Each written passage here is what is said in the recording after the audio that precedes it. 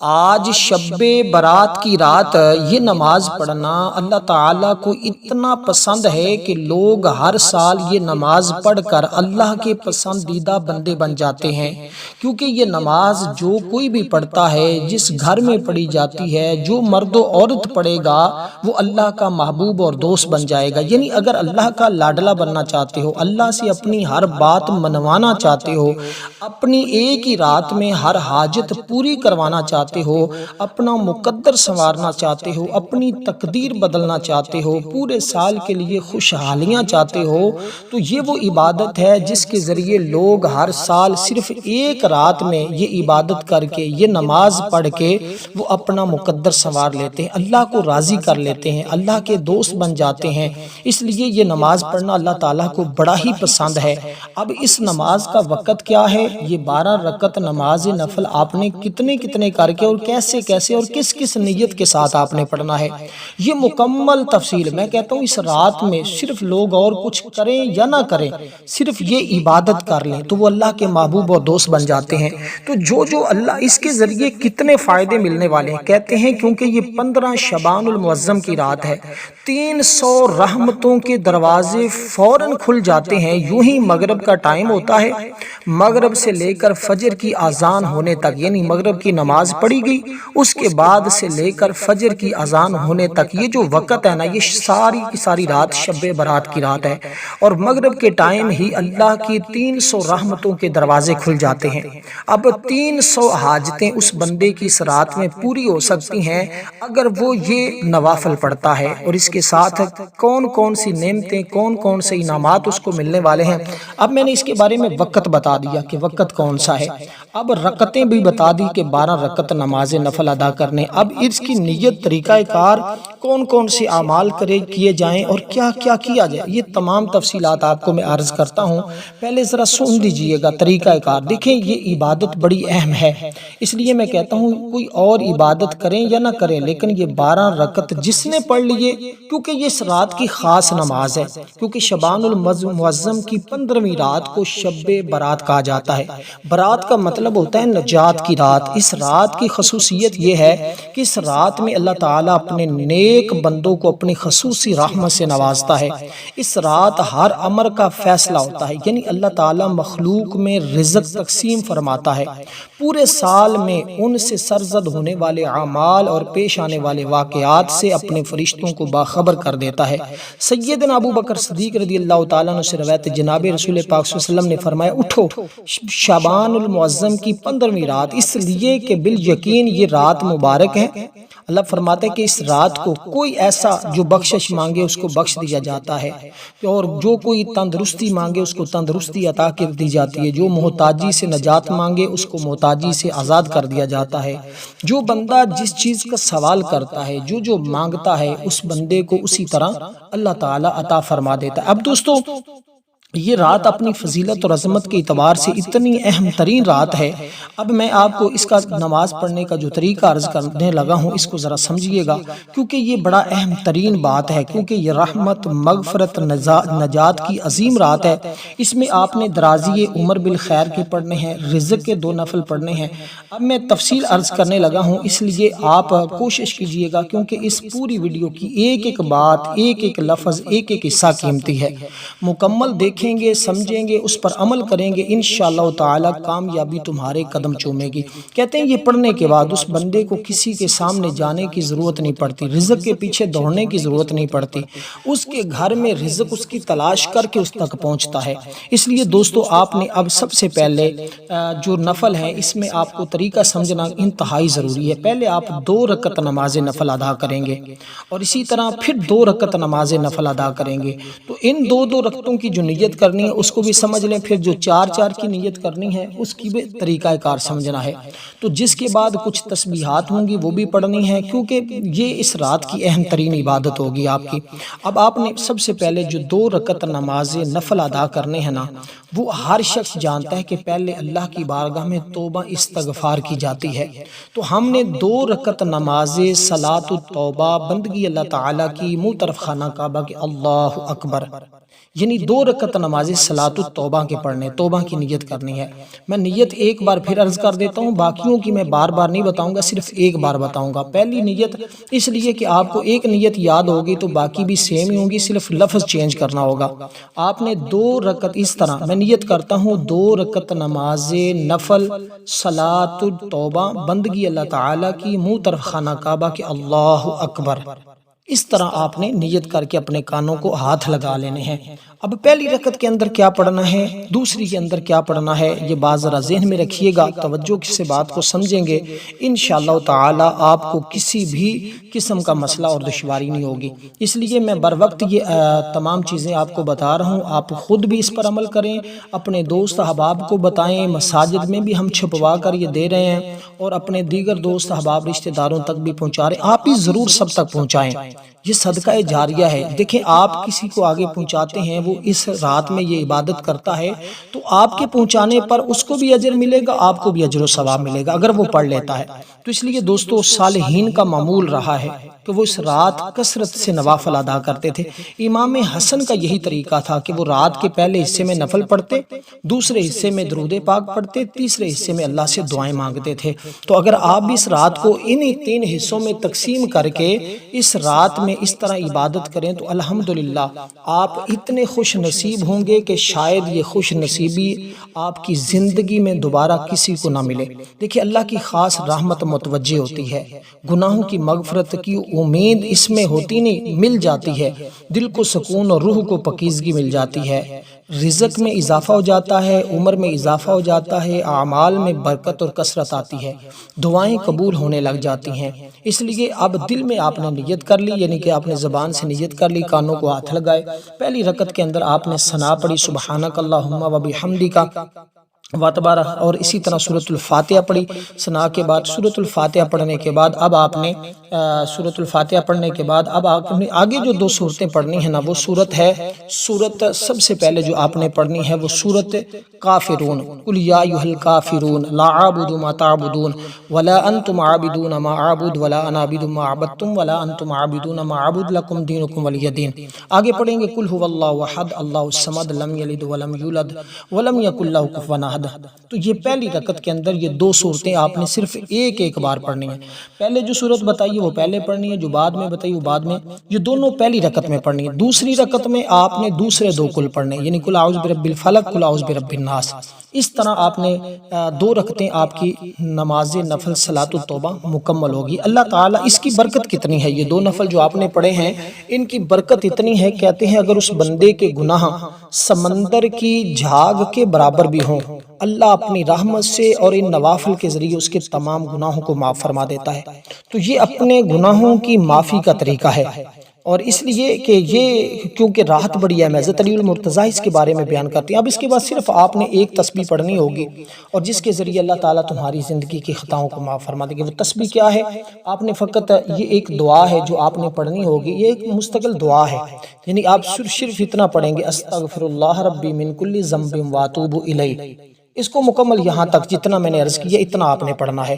دیکھیں دیکھنے میں یہ عام سی آپ کو عبادت لگ رہی ہے، عام سے نوافل لگ رہے ہیں، لیکن یہ عام نہیں ہے، یہ محض آپ کو سننے میں عام لگ رہے ہیں، لیکن جب اس طرح یہ 12 پڑھیں گے نا مختلف طریقے کے ساتھ تو آپ یقین نہیں کر سکتے، آپ جب پڑھنے کے بعد فارغ ہوں گے آپ کو خود واضح طور پر آپ کی زندگی میں ایک انقلاب نظر آئے گا، ایک ایسی بہار نظر آئے گی۔ کیونکہ دیکھیں حضرت علی المرتضیٰ رضی اللہ تعالیٰ عنہ فرماتے ہیں کہ نصف شعبان کی رات یعنی 15 شعبان المعظم شب برات کی رات اللہ تعالیٰ قریب ترین آسمان کی طرف نزول فرماتا ہے، اور مشرق دل اور یعنی مشرق شخص اور دل میں کینہ رکھنے والے، رشتہ داروں کو منقطع کرنے والے، بدکار عورت کے سوا تمام لوگوں کی اللہ پاک بخشش فرما دیتا ہے۔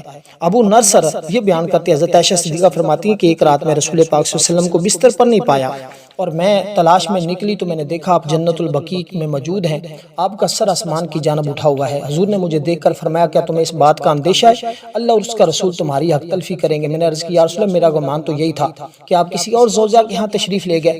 حضور نے فرمایا نصف شعبان کی رات دنیا کے آسمانوں پر جلوہ فرما ہوتی ہے اللہ کی ذات، اور قبیلہ بنی قلب کی بکریوں کے بالوں کے شمار سے بھی زیادہ اللہ پاک لوگوں کی بخشش فرما دیتا ہے، یعنی گناہ گاروں کی بخشش کر دیتا ہے۔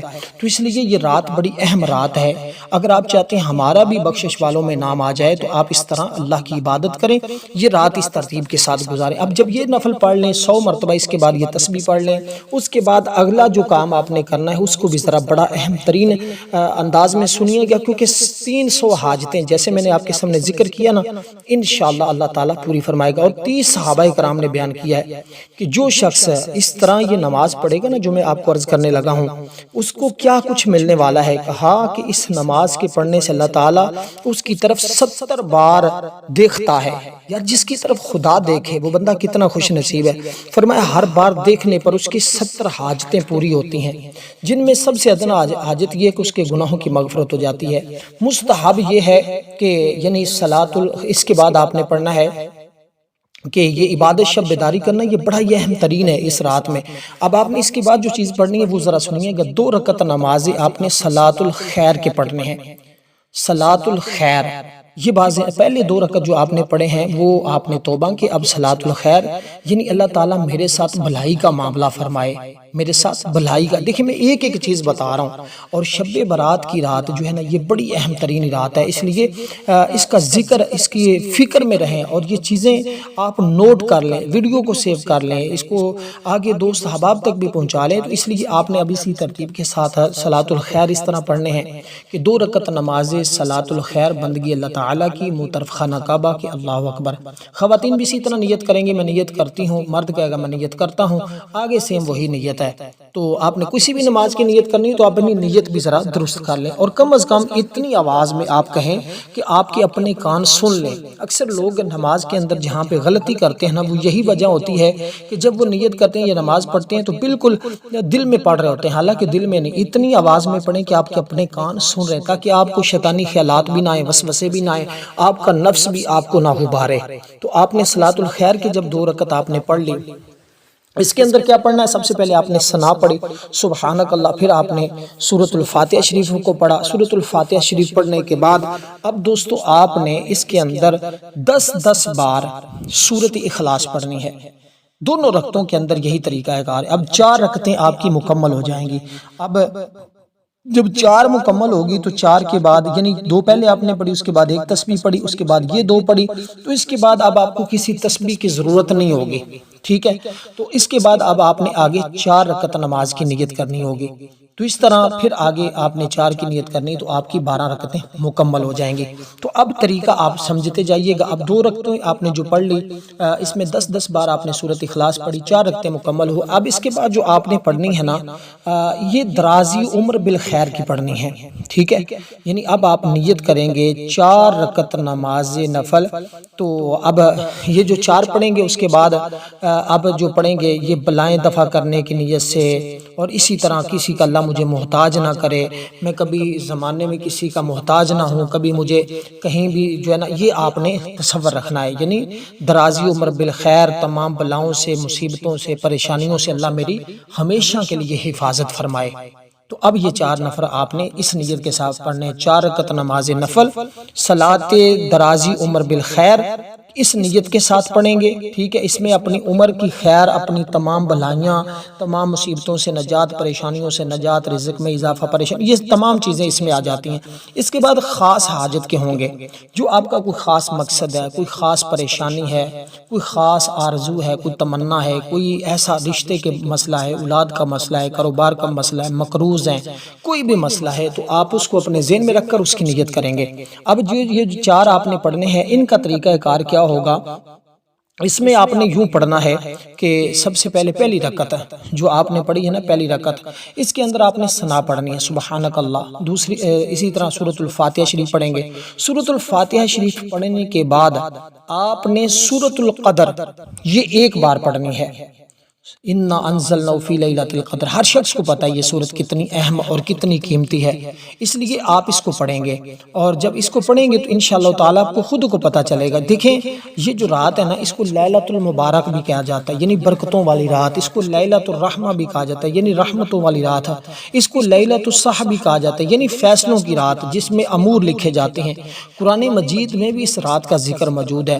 اللہ تعالیٰ شعبان کی رات اپنی مخلوق کی طرف نظر رحمت فرماتا ہے، اس لیے اللہ کی رحمت کے جو طالبگار ہیں اس میں توبہ قبول ہوتی ہے، پچھلے گناہ معاف ہوتے ہیں، جہنم سے آزادی مل جاتی ہے، اس رات آنے والے سال کے متعلق امور لکھے جاتے ہیں، رزق لکھا جاتا ہے، زندگی لکھی جاتی ہے، موت لکھی جاتی ہے، بیماری لکھی جاتی ہے، صحت لکھی جاتی ہے، خوشی لکھی جاتی ہے، غم لکھا جاتا ہے۔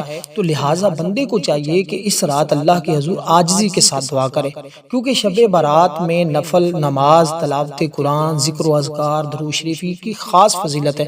صحابہ کرام اس رات عبادت میں مشغول رہتے تھے۔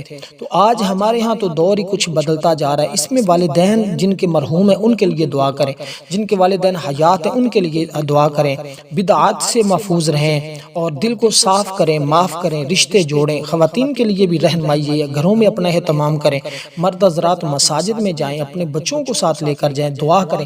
یہ تمام چیزیں آپ کے آگے آنے والے پورے سال کے لیے بڑی ہی اہم ترین باتیں ہیں۔ اگر تو آپ نے اس رات کی عبادت کر لی نا، تو اگلا آنے والا سال جو ہے، اگلی شب برات آنے تک آپ دیکھیں گے کہ آپ کی زندگی میں وہ ایک انقلاب برپا ہوگا کہ جو آپ نے آج تک نہیں دیکھا ہوگا۔ دیکھیں یہ رات امت کے اتحاد، اصلاح، اجتماعی دعا کا بہترین موقع فراہم کرتی ہے، اور اسی رات ہماری اجتماعی دعا ہوتی ہے۔ ہر سال لوگ اس دعا میں شامل ہوتے ہیں، اور الحمدللہ ہر سال لوگوں کی دعائیں قبول بھی ہوتی ہیں، بعد میں وہ بتاتے بھی ہیں۔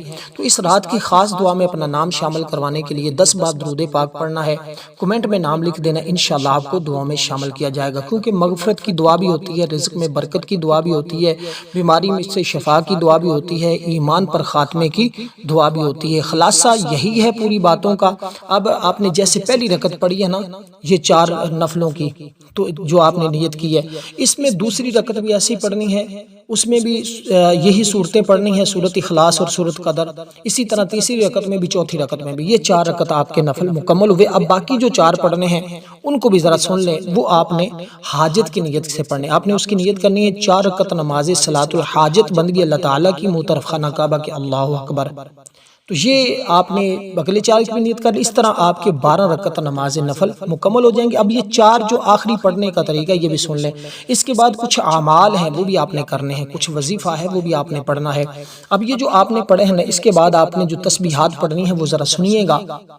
اس کے بعد آپ نے کلمہ طیبہ جو 4 ابھی آپ نے پڑھے ہیں صلاۃ الحاجت سے پہلے کے جو 4 ہیں، اس میں آپ نے چاروں رکعتوں میں 25 مرتبہ جو سورۃ اخلاص پڑھی ہے سورۃ قدر کے ساتھ، تو اس میں آپ کی 100 مرتبہ سورۃ اخلاص بنتی ہے۔ اور خدا کی قسم جب آپ یہ پڑھیں گے تو آپ کی زندگی میں وہ، کیونکہ دیکھیں 100 بار سورۃ اخلاص نوافل کے اندر پڑھنا یہ اتنا اہم ترین، ٹائم بھی نہیں لگتا کوئی اتنا، اس کو آپ تھوڑے تھوڑے وقفے کے بعد بھی پڑھ سکتے ہیں، یعنی 4 آپ پڑھے ہیں، 4 بعد میں پڑھے ہیں، 4 بعد میں پڑھے ہیں، اسی طرح بھی آپ پڑھ سکتے ہیں، لیکن 4 کر کے، یعنی کہ آپ نے پہلے 2 کی نیت کی ہے تو وہ 4 آپ نے ایک ٹائم میں ہی پڑھنے ہوں گے۔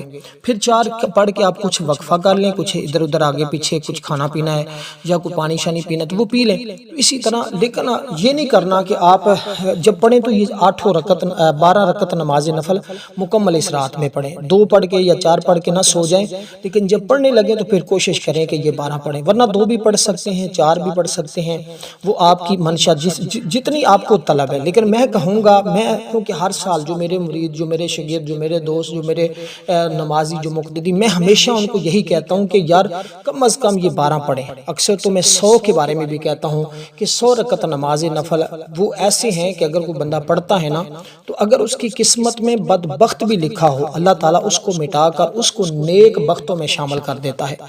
وہ جو 100 رکعت نماز نفل، اور یہ صحابہ کرام سے منقول ہیں، یہ کوئی میری بات نہیں ہے، یہ کوئی من گھڑت قصہ اور کہانی نہیں میں آپ کے سامنے بیان کر رہا، میں حقیقت پہ مبنی چیز بتا رہا ہوں۔ اور اس کے بارے میں، اس نماز کے بارے میں کئی صحابہ کرام سے منقول ہے کہ جو اس طرح پڑھے گا نا 100 رکعت، اگر اس کی قسمت میں ایسا معاملہ بھی ہے، اللہ تعالیٰ اس کو مٹا کے نیک بختوں میں شامل کر دے گا۔ تو اگر نیک بختوں میں نام لکھوانا چاہتے ہیں تو وہ جو 100 رکعت کمنٹ میں پوچھیں، انشاءاللہ میں آپ کو، بالکل آسان ہے، وہ کوئی مشکل نہیں ہے۔ 100 رکعتوں میں آپ نے جو ہے وہ 1000 مرتبہ سورۃ اخلاص پڑھنی ہوتی ہے، تو کوئی نہیں، آپ بار بار کر کے بھی 2 کر کے بھی پڑھتے جائیں تو انشاءاللہ تعالی رات میں بندہ آسانی کے ساتھ یہ پڑھ سکتا ہے۔ لیکن یہ 12 ضرور پڑھ لیجئے گا، اور کچھ کر سکیں یا نہ کر سکیں، اس پر اس لیے زور دیتا ہوں کہ یہ بڑی اہم عبادت ہے۔